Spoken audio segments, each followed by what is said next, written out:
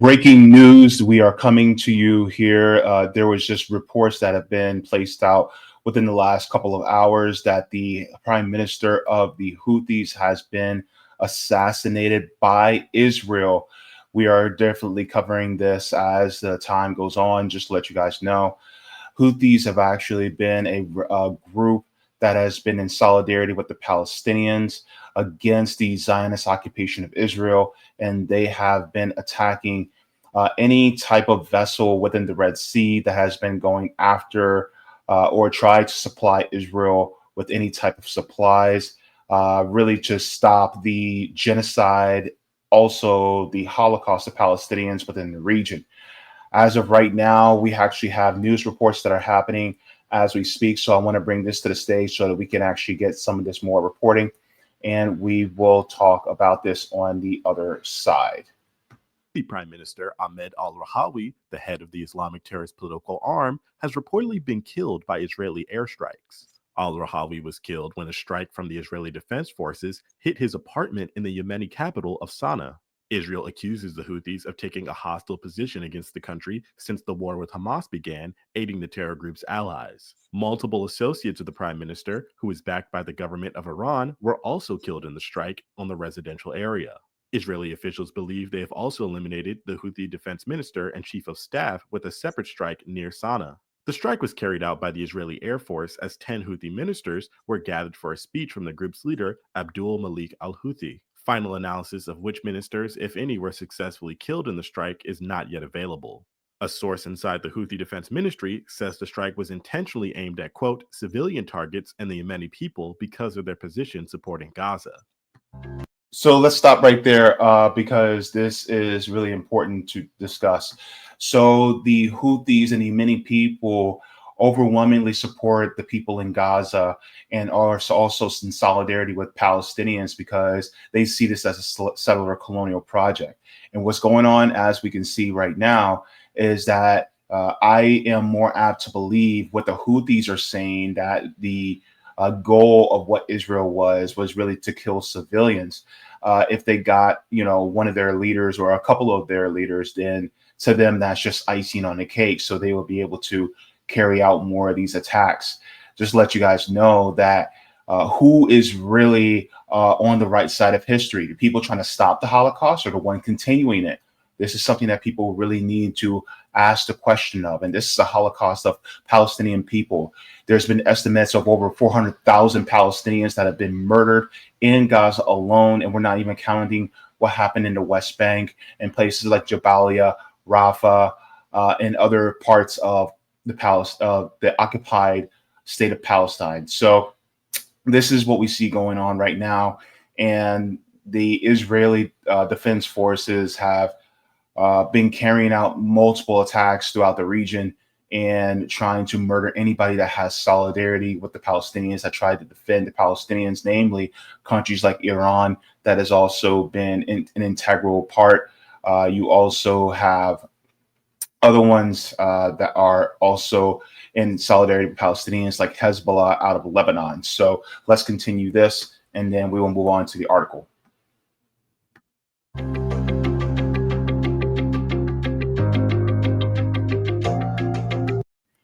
Okay, so let's move on to the article because I really want to share this as well.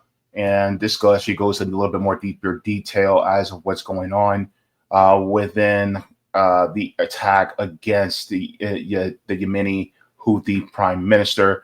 So this says Prime Minister of Yemen's Houthi government killed in Israeli strike.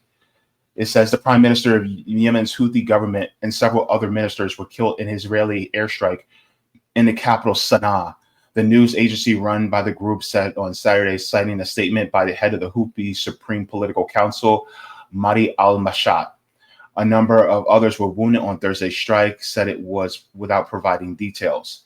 Israel said on Friday that an airstrike had targeted the Iran-aligned group's chief of staff, defense minister, and other senior officials, and that it was vying for the outcome.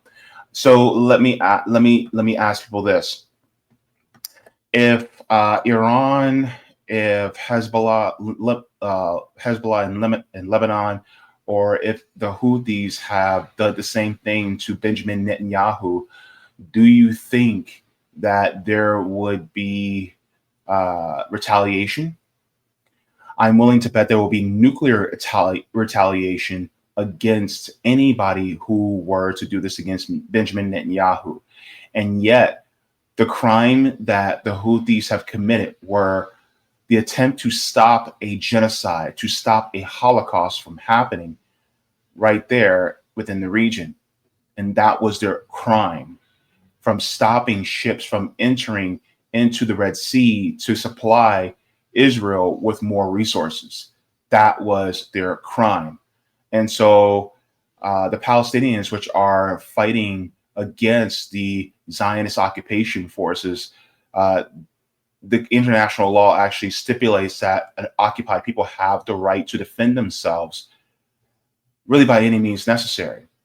And so if you have somebody who's allied in helping you resist occupying forces, well, then who's the villain and who's the hero? And so I think this is a question that needs to be asked. You need to ask yourselves these questions in order to be able to know who's really on the right side of history. And don't let anybody tell you that the waters are muddied, because the waters aren't muddy. It's actually quite clear. So let's continue on in this article. It says,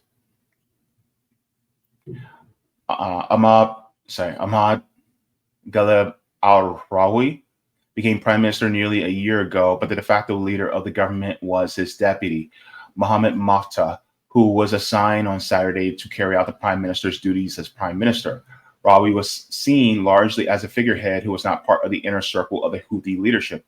The Israeli military said its fighter jets had struck a compound in Sana'a area where the senior Houthi figures had gathered, describing the attack as a complex operation made possible by intelligence gathering and air superiority.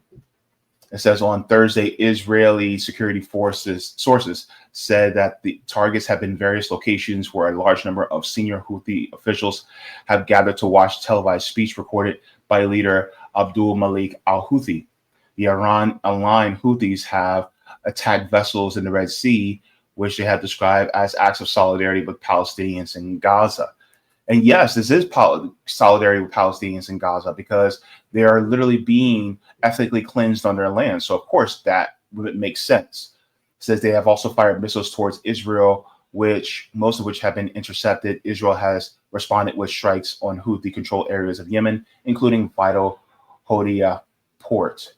And so this is, developing story continues as we are watching, but this is a big striking blow to the Houthis in Yemen, who are really Ansar Allah, who are fighting for the liberation, not just Palestinians, but also for the rights of people who are indigenous to their land to stand up against settler colonial forces. And so I'll be continuing to watch this as closely as I possibly can. And I just want to thank everybody for tuning in to this special report, because we need to also pay attention to what they're doing around the world with our tax dollars. And this is one of the things that is being allowed by the United States, because really a lot of these weapons are being supplied by us, by our tax dollars, by our federal dollars here in this country, in order to torment and to take over and oppress other nations around the world. So thank you very much to everybody for tuning in. This was a special report, and I will see you guys in the next one. Take care of yourselves and leave the world better than you found it.